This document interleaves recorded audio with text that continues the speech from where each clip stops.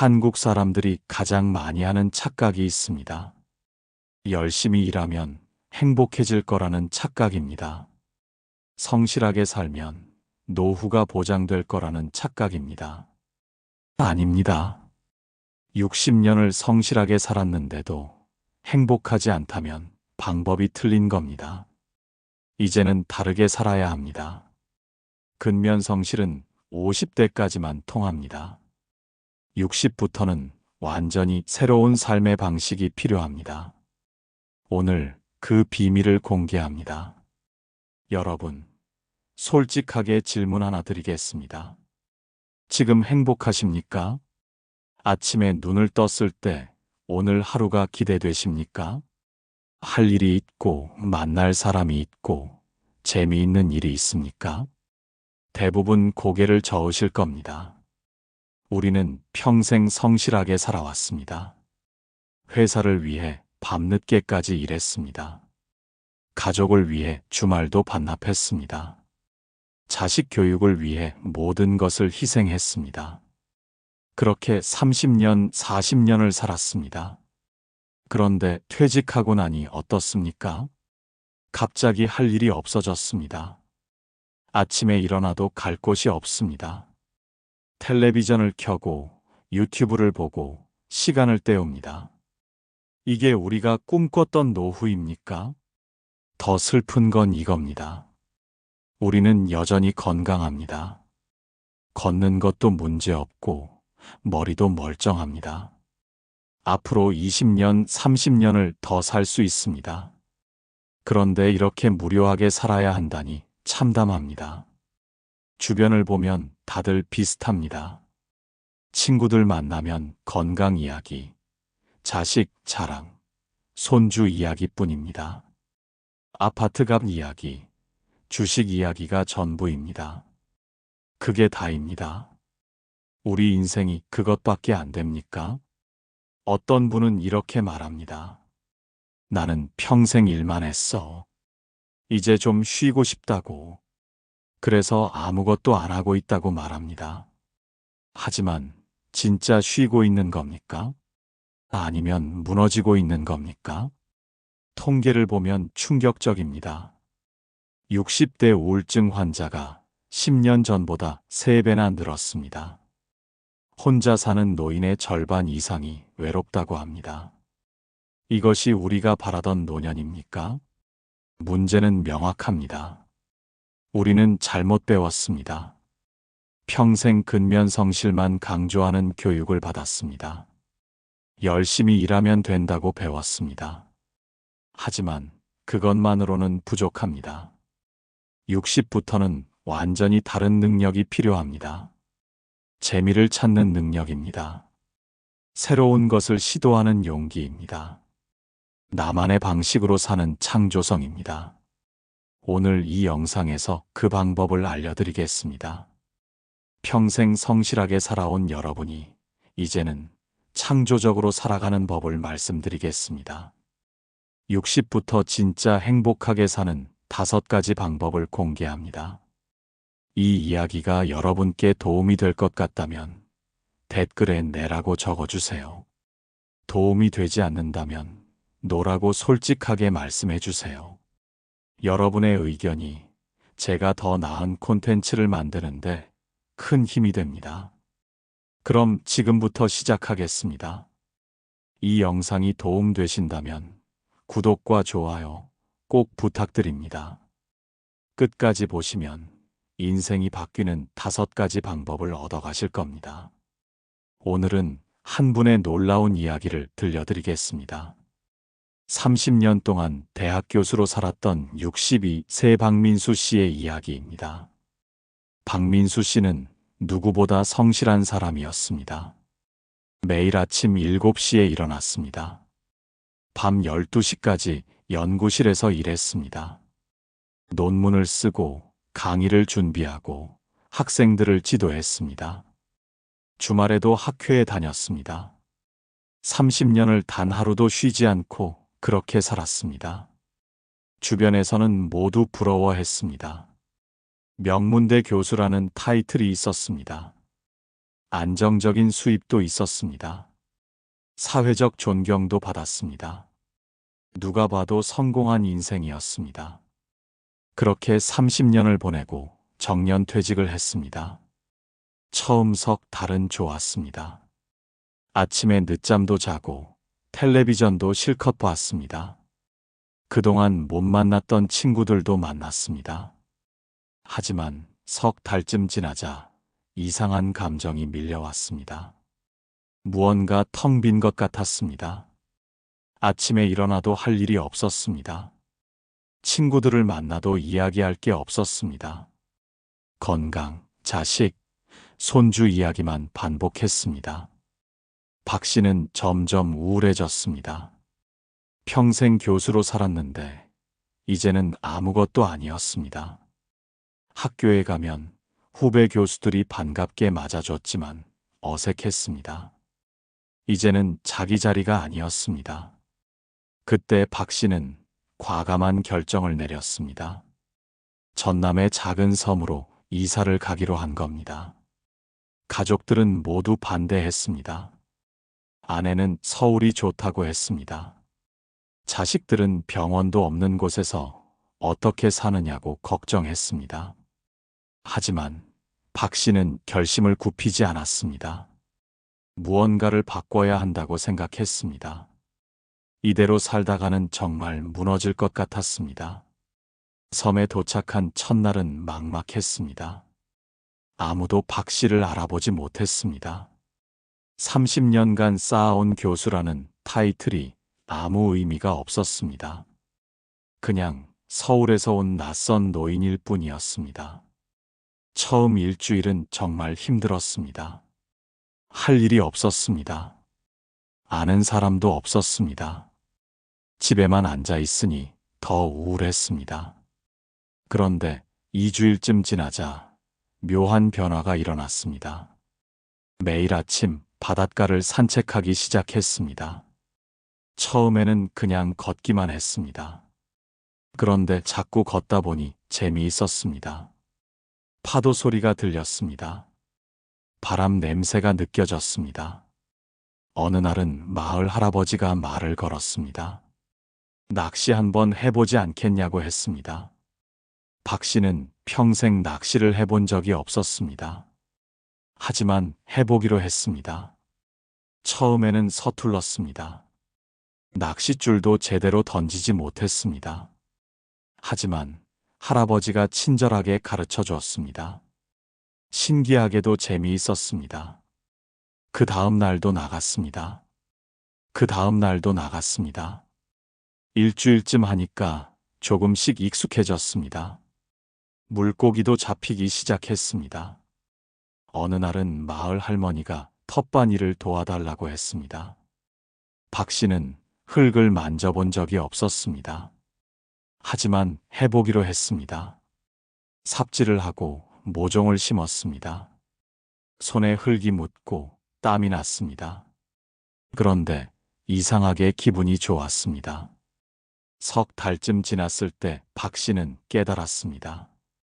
평생 머리만 쓰고 살았다는 것을, 평생 남들의 평가만 신경 쓰고 살았다는 것을, 정작 자신이 무엇을 좋아하는지는 몰랐다는 것을, 이제 박 씨는 매일 아침이 기다려집니다. 오늘은 낚시를 갈까, 텃밭에 갈까 고민합니다. 마을 사람들과 이야기하는 것도 즐겁습니다. 저녁에는 바다를 보며 그날 있었던 일을 노트에 적습니다. 1년쯤 지났을 때 옛 제자가 찾아왔습니다. 제자는 깜짝 놀랐습니다. 교수님 얼굴이 완전히 달라져 있었습니다. 주름은 늘었지만 눈빛이 살아 있었습니다. 제자가 물었습니다. 교수님, 여기서 뭐 하세요? 시간 낭비 아닌가요? 박 씨는 웃으며 대답했습니다. 나는 지금 창조하고 있네. 평생 남의 이론을 가르쳤지만 이제는 내 삶을 만들고 있지. 이게 바로 진짜 창조야. 제자는 이해하지 못하는 표정이었습니다. 하지만 박 씨의 얼굴에는 평온함이 가득했습니다. 박민수 씨의 이야기에서 우리는 중요한 교훈을 얻을 수 있습니다. 60세 이후의 삶은 새로운 창조의 시기입니다. 그동안 쌓아온 경험과 지혜를 자기만의 방식으로 엮어내는 시간입니다. 많은 분들이 착각하고 있습니다. 창조란 예술가나 천재들만 하는 것이라고 생각합니다. 그림을 그리거나 음악을 만드는 것만 창조라고 여깁니다. 아닙니다. 창조란 무에서 유를 만드는 것이 아닙니다. 이미 존재하는 것들을 새롭게 엮어내는 것입니다. 내가 살아온 경험들을 나만의 방식으로 재구성하는 것입니다. 그것이 바로 창조입니다. 심리학자들은 이렇게 말합니다. 인간은 자신의 이야기를 만들어갈 때 가장 행복하다고. 타인이 정해준 역할을 수행하는 것이 아니라 자신의 서사를 창조할 때 진정한 만족을 느낀다고 합니다.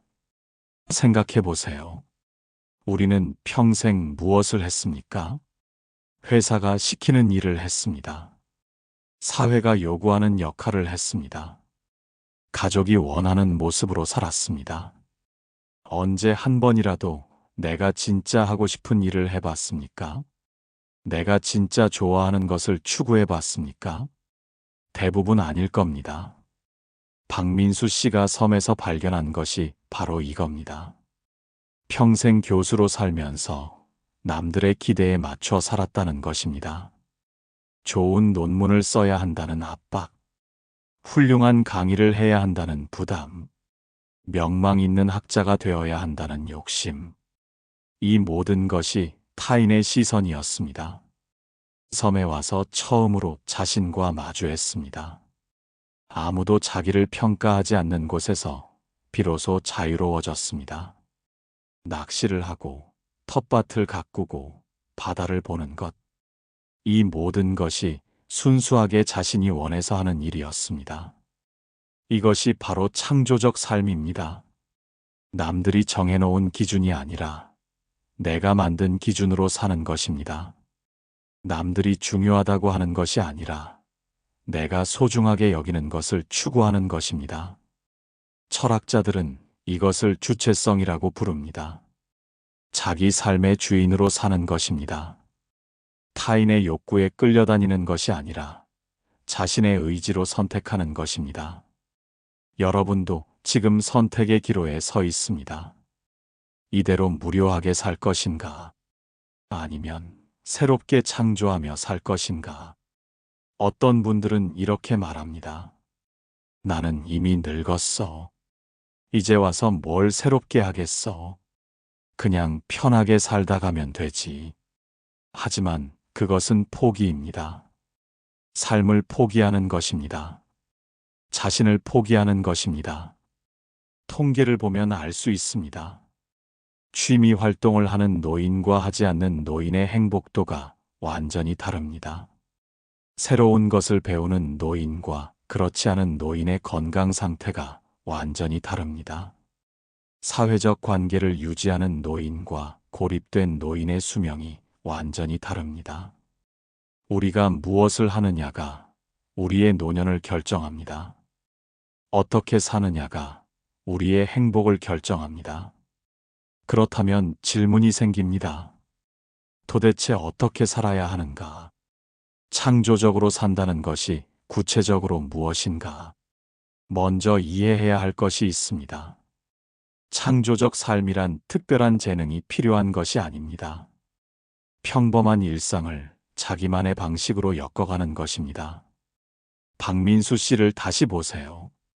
그가 한 일이 특별합니까? 낚시하고 텃밭 가꾸고 산책하는 것입니다. 누구나 할 수 있는 평범한 일들입니다. 하지만 그는 그것을 자기 방식으로 했습니다. 남들이 하라고 해서 한 것이 아닙니다. 자신이 재미있어서 한 것입니다. 그 차이가 모든 것을 바꿔놓았습니다. 여기서 핵심 개념이 나옵니다. 재미입니다. 심리학자들은 재미를 이렇게 정의합니다.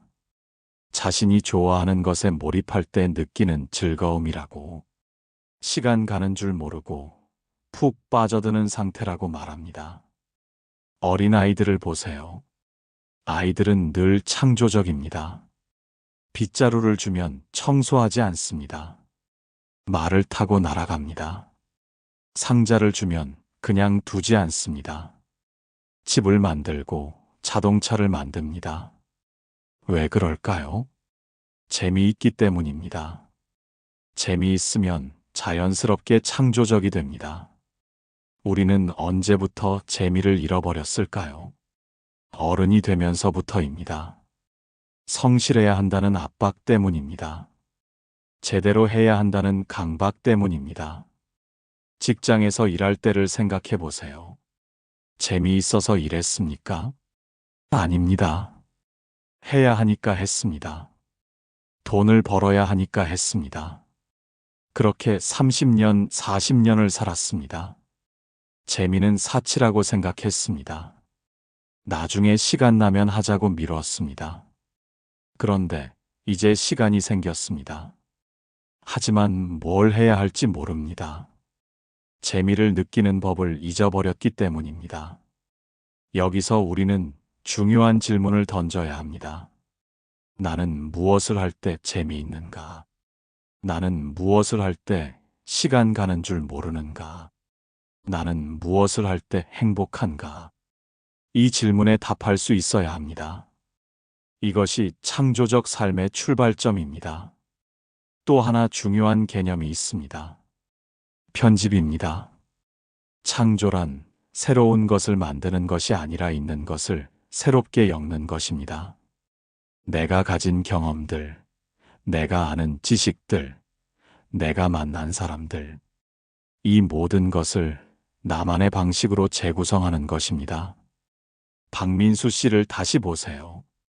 그는 완전히 새로운 것을 한 게 아닙니다. 교수로 살면서 배운 것들을 다른 방식으로 활용한 겁니다. 관찰하는 능력, 기록하는 습관, 생각하는 방법. 이것들을 낚시와 텃밭에 적용한 겁니다. 여러분도 마찬가지입니다. 평생 살면서 쌓아온 것들이 있습니다. 그것을 버릴 필요가 없습니다. 새롭게 엮어내면 됩니다. 회사에서 일했던 경험을 취미 활동에 적용할 수 있습니다. 자식을 키우며 배운 것을 봉사 활동에 활용할 수 있습니다. 살면서 겪은 일들을 글로 쓸 수 있습니다. 중요한 것은 내 방식으로 엮어내는 것입니다. 남들이 하는 대로 따라하는 것이 아니라 내가 만들어가는 것입니다. 그러면 구체적으로 어떻게 해야 할까요? 어디서부터 시작해야 할까요? 지금부터 그 방법을 알려드리겠습니다. 60부터 창조적으로 살면서 성공하는 5가지 방법입니다. 하나씩 차근차근 설명드리겠습니다. 첫 번째 방법은 주체적 관점을 갖는 것입니다. 첫 번째 방법은 주체적 관점을 갖는 것입니다. 주체적 관점이란 무엇일까요? 남들이 좋다고 하는 것이 아니라 내가 좋아하는 것을 아는 것입니다. 남들의 기준이 아니라 내 기준으로 판단하는 것입니다. 예를 들어 볼까요? 많은 분들이 강남에 아파트가 있으면 좋겠다고 합니다. 왜 그럴까요? 남들이 부러워하니까 그렇습니다. 자식들이 좋아하니까 그렇습니다. 하지만 정작 본인은 어떻습니까? 복잡한 도심이 좋습니까? 아니면 조용한 시골이 좋습니까? 이것이 주체적 관점입니다. 박민수 씨가 섬으로 간 것도 그렇습니다. 남들은 미쳤다고 했지만 본인은 그곳이 좋았습니다. 자신의 판단을 믿은 것입니다. 구체적으로 어떻게 시작할까요? 매일 아침 자신에게 물어보세요. 오늘 나는 무엇을 하고 싶은가?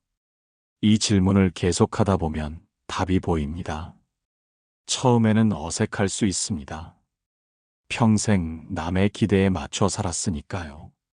하지만 계속 연습하면 됩니다. 작은 것부터 시작하세요. 오늘 저녁 메뉴를 내가 정하세요. 가족이 원하는 것이 아니라 내가 먹고 싶은 것을 선택하세요. 산책 코스도 내가 정하세요. 남들이 가는 곳이 아니라 내가 가고 싶은 곳으로 가세요. 이런 작은 선택들이 쌓이면 큰 변화가 됩니다.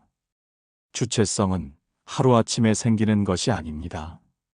매일의 작은 실천으로 만들어집니다. 두 번째 방법은 재미를 추구하는 것입니다. 지루함은 노년의 가장 큰 적입니다. 지루하면 우울해집니다. 우울하면 건강도 나빠집니다. 작은 것이라도 재미를 느낄 수 있는 일을 찾으세요. 독서, 그림, 요리, 정원 가꾸기 무엇이든 좋습니다. 중요한 것은 재미입니다. 잘하느냐 못하느냐는 중요하지 않습니다. 남들이 인정하느냐 안 하느냐도 중요하지 않습니다. 내가 즐거우면 그것으로 충분합니다. 재미있으면 자연스럽게 몰입하게 됩니다.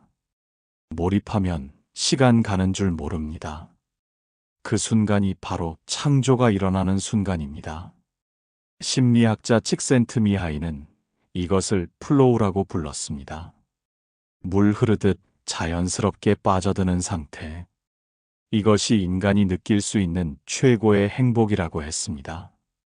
여러분의 플로우는 무엇입니까? 무엇을 할 때 시간 가는 줄 모릅니까? 그것을 찾으세요. 그리고 그것을 하세요. 어떤 분은 말합니다. 나는 재미있는 게 없어요. 평생 일만 했더니 취미가 없어요. 괜찮습니다. 지금부터 찾으면 됩니다. 여러 가지를 시도해 보세요. 한 가지 해봤는데 재미없으면 다른 것을 해보세요. 10가지를 해봤는데 다 재미없으면 20가지를 해보세요. 언젠가는 찾게 됩니다. 자기에게 맞는 것을 반드시 만나게 됩니다. 재미는 삶의 연료입니다. 재미가 있으면 아침에 일어나고 싶습니다. 재미가 있으면 내일이 기다려집니다. 세 번째 방법은 배운 것을 정리하는 습관을 들이는 것입니다. 노트 한 권을 준비하세요. 매일 저녁 오늘 있었던 일을 적어보세요. 오늘 느낀 감정을 기록하세요. 오늘 배운 것을 정리하세요. 책을 읽으면 중요한 부분에 밑줄을 그으세요. 여백에 내 생각을 적어보세요. 왜 이 부분이 중요하다고 생각했는지 메모하세요. 이것이 왜 중요할까요? 생각이 정리되기 때문입니다. 내가 무엇을 아는지, 무엇을 모르는지 알게 되기 때문입니다. 독일의 한 교육학자는 이렇게 말했습니다. 가르치는 것이 가장 좋은 학습 방법이라고. 남에게 설명하려면 내가 제대로 알아야 합니다. 그래서 정리가 필요한 것입니다. 글을 쓰면 생각이 깊어집니다. 막연했던 느낌이 명확한 생각이 됩니다. 흩어졌던 경험이 하나의 의미로 엮입니다. 처음에는 한 문장도 좋습니다. 오늘 날씨가 좋았다. 오늘 손주를 만나서 기뻤다. 이런 짧은 문장으로 시작하세요. 매일 쓰다 보면 자연스럽게 길어집니다. 한 문장이 두 문장이 되고 두 문장이 한 단락이 됩니다. 1년쯤 지나면 놀라운 변화를 경험합니다. 노트를 처음부터 읽어보세요. 내가 얼마나 변했는지 알게 됩니다. 내가 얼마나 성장했는지 느끼게 됩니다. 네 번째 방법은 공간을 바꾸는 것입니다. 매일 같은 곳에만 있지 마세요. 새로운 장소에 가면 새로운 생각이 떠오릅니다. 새로운 자극이 창조성을 깨웁니다. 박민수 씨가 섬으로 간 것도 그래서입니다. 공간을 완전히 바꾸니까 생각도 완전히 바뀌었습니다. 새로운 환경이 새로운 가능성을 열어준 것입니다. 여러분도 작은 것부터 시작하세요. 동네 산책로를 바꿔보세요. 평소에 안 가던 카페에 가보세요. 한 달에 한 번은 처음 가보는 곳을 방문하세요. 가까운 곳도 좋습니다. 옆 동네 공원도 좋고, 이웃 마을 시장도 좋습니다. 중요한 것은 평소와 다른 곳에 가는 것입니다. 뇌과학자들의 연구를 보면 흥미롭습니다. 새로운 환경은 뇌를 활성화시킵니다. 익숙한 공간에서는 뇌가 자동 모드로 작동합니다. 하지만 낯선 공간에서는 뇌가 깨어납니다. 새로운 것을 보고, 새로운 것을 느끼고, 새로운 것을 생각합니다. 이것이 창조성을 자극하는 것입니다. 공간의 변화는 생각의 변화를 가져옵니다. 생각의 변화는 삶의 변화를 가져옵니다. 다섯 번째 방법은 새로운 관계를 만드는 것입니다. 같은 사람들하고만 만나지 마세요. 새로운 사람들을 만나세요. 취미 모임에 가입하세요. 자원봉사 활동을 하세요. 다양한 사람들과의 대화는 시야를 넓혀줍니다. 그들의 삶을 보며 배웁니다. 그들의 이야기를 들으며 깨닫습니다. 관계는 우리를 변화시킵니다. 새로운 관계는 새로운 나를 발견하게 합니다. 박민수 씨도 마을 사람들과의 관계에서 변화했습니다. 그들과 낚시하고 농사짓고 이야기하면서 새로운 자신을 만났습니다. 관계 맺기가 두려운 분들도 계실 겁니다. 나이 들어서 새로운 사람 만나기가 어색합니다. 말도 잘 안 나옵니다. 괜찮습니다. 천천히 시작하면 됩니다. 먼저 인사부터 해보세요. 동네에서 자주 보는 사람에게 웃으며 인사하세요. 날씨 이야기라도 좋습니다. 오늘 날씨 참 좋네요. 이런 짧은 말 한마디로 시작하세요. 조금씩 익숙해지면 대화가 길어집니다. 대화가 길어지면 친해집니다. 친해지면 관계가 만들어집니다. 철학자 마르틴 부버는 이렇게 말했습니다. 진정한 삶은 만남에 있다고. 우리는 관계 속에서 나를 발견한다고 했습니다. 고립되면 무너집니다. 연결되면 살아납니다. 사람은 혼자서는 살 수 없습니다. 관계 속에서 성장합니다. 또 다른 철학자 아리스토텔레스는 말했습니다. 인간은 사회적 동물이라고. 우리는 함께 살 때 진정한 인간이 된다고 했습니다. 여러분도 지금 주변을 둘러보세요. 새로운 만남의 기회가 있습니까? 두려워하지 말고 시도해 보세요. 이 5가지 방법을 정리하겠습니다. 주체적 관점을 가지세요. 재미를 추구하세요. 배운 것을 정리하세요. 공간을 바꾸세요. 새로운 관계를 만드세요. 이것들은 어렵지 않습니다. 특별한 재능이 필요하지도 않습니다. 돈이 많이 드는 것도 아닙니다. 필요한 것은 단 하나입니다. 시작하는 용기입니다. 프랑스 철학자 사르트르는 이렇게 말했습니다. 인간은 자유롭도록 선고받았다고. 우리는 선택할 수밖에 없다고 했습니다. 선택하지 않는 것도 선택이라고 했습니다. 여러분도 지금 선택해야 합니다. 이대로 살 것인가? 아니면 변화할 것인가? 변화는 거창한 것이 아닙니다. 오늘 노트 한 권 사는 것, 오늘 산책로를 바꿔보는 것, 오늘 새로운 사람에게 말을 거는 것, 이런 작은 행동들이 변화를 만듭니다. 중국의 노자는 이렇게 말했습니다. 천리 길도 한 걸음부터라고. 큰 변화도 작은 시작에서 비롯된다고 했습니다. 오늘 한 걸음을 내디드세요. 내일 또 한 걸음을 내디드세요. 일주일이 지나면 7걸음입니다. 한 달이 지나면 30걸음입니다.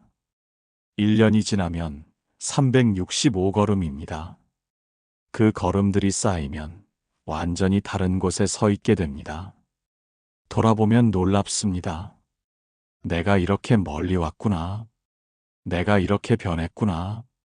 삶의 후반부는 축적의 시간이 아니라 향유의 시간입니다. 더 많이 갖는 것이 아니라 더 깊이 누리는 것이 중요합니다. 창조적으로 산다는 것은 특별한 재능이 필요한 것이 아닙니다. 평범한 일상을 자기만의 방식으로 엮어가는 것입니다. 60년을 성실하게 살아온 여러분은 이미 충분히 훌륭합니다. 그 성실함이 여러분의 가장 큰 자산입니다. 이제는 그 힘을 다른 곳에 쓸 때입니다. 여러분 자신을 위해 살 자격이 있습니다. 여러분 자신을 위해 시간을 쓸 자격이 있습니다. 여러분 자신을 위해 행복할 자격이 있습니다. 근면 성실했던 그 힘으로 이제는 창조적인 삶을 만들어 가세요. 성실하게 일했던 그 에너지로 이제는 재미있게 살아가세요.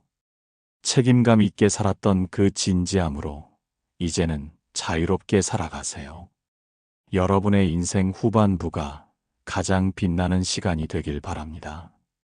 여러분의 노년이 가장 행복한 시간이 되길 바랍니다. 여러분의 매일이 기대되는 날들이 되길 바랍니다. 오늘 말씀드린 5가지 방법 중에서 여러분은 몇 번부터 시작하시겠습니까? 댓글로 번호를 남겨주세요. 1번부터 5번까지 중에 어떤 것을 실천하실 건지 알려주세요. 여러분의 참여가 저에게 큰 힘이 됩니다. 여러분의 다짐이 더 좋은 콘텐츠를 만드는 원동력이 됩니다. 여러분의 댓글 하나하나가 저를 성장시킵니다. 당신은 할 수 있습니다. 당신은 충분히 강합니다. 당신은 이미 증명했습니다. 60년을 살아낸 것이 그 증거입니다. 당신의 삶은 아직 끝나지 않았습니다. 오히려 지금부터가 진짜입니다. 이제부터가 진짜 시작입니다. 감사합니다.